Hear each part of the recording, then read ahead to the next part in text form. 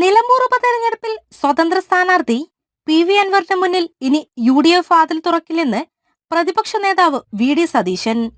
ദേശീയപാതയിലെ അപാകതകൾ PAC അന്വേഷിക്കുന്നതിൽ സംസ്ഥാന സർക്കാരിന് എന്താണ് പ്രശ്നമെന്ന് ചോദിച്ച അദ്ദേഹം സർക്കാരിന് BJPയെയും കേന്ദ്ര സർക്കാരിനെയും പേടിയാണെന്നും കുറ്റപ്പെടുത്തി. രാജ്ഭവനെ RSS ആസ്ഥാനമാക്കരുതെന്നും അദ്ദേഹം പറഞ്ഞു. ദേശീയപാതയിലെ അപാകതകൾ PAC അന്വേഷിക്കുന്നതിൽ സംസ്ഥാന സർക്കാരിന് എന്താണ് പ്രശ്നം? അഴിമതിയെക്കുറിച്ചും അപാകതകളെക്കുറിച്ചും പഠിക്കാനുള്ള അധികാരം KC വേണുഗോപാൽ അധ്യക്ഷനായ സമിതിക്കുണ്ട്. പാലാരിവട്ടം പാലത്തെക്കുറിച്ച് എന്തെല്ലാം കോലാഹലങ്ങളായിരുന്നു. ദേശീയപാത നിർമ്മാണത്തിൽ വ്യാപകമായ അഴിമതി നടന്നിട്ടുണ്ട്.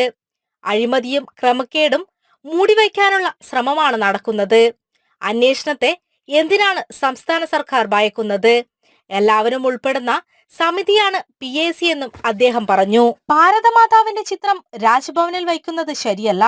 രാജ്ഭവൻ ഇത്തരം പരിപാടികൾക്ക് വേദിയാക്കരുത്. രാജ്ഭവൻ RSSന്റെ ആസ്ഥാനമാക്കരുത്. പിണറായി വിജയൻ ചുണ്ടനക്കാത്തത് എന്താണ്? PV അൻവറിന്റെ പ്രസ്താവനകൾക്ക് മറുപടിയില്ല. എല്ലാ ചർച്ചയുടെയും വാതിൽ അടഞ്ഞതാണ്. എല്ലാത്തിനും ഉത്തരം നാവിൻ തുമ്പിലുണ്ട്, പക്ഷെ പറയുന്നില്ല. അൻവറിന് മുന്നിൽ UDF ഇനി വാതിൽ തുറക്കില്ല. ആരെങ്കിലും എന്തെങ്കിലും പറഞ്ഞാൽ അതിന് താൻ മറുപടി പറയേണ്ടതില്ല എന്നും അദ്ദേഹം പറഞ്ഞു. ക്ഷേമ പെൻഷൻ കൊടുക്കണമെന്നതാണ് UDF നിലപാട്. പക്ഷേ ഇത് കാത്തുസൂക്ഷിച്ചു വെച്ച പണമെന്നാണ് സർക്കാർ പറയുന്നത്. തെരഞ്ഞെടുപ്പ് വരുമ്പോൾ ഒന്നിച്ച് ക്ഷേമ പെൻഷൻ കൊടുക്കുന്നതിനെയാണ് കോൺഗ്രസ് എതിർത്തത്. ഇത് തെറ്റായ സമീപനമാണ്. തെരഞ്ഞെടുപ്പ് വരുമ്പോൾ ക്ഷേമ പെൻഷൻ ഒരുമിച്ച് കൊടുക്കുന്ന തട്ടിപ്പ് അവസാനിപ്പിക്കണം.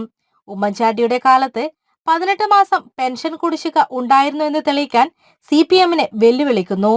ട്രഷറിയിൽ പുതിയ സംവിധാനം വന്നതിലെ കാലതാമസം മൂലം 3 മാസം മാത്രമാണ് പെൻഷൻ വിതരണത്തിൽ കുടിശ്ശിക വന്നത് എന്നും രമേശ് ചെന്നിത്തല പറഞ്ഞു.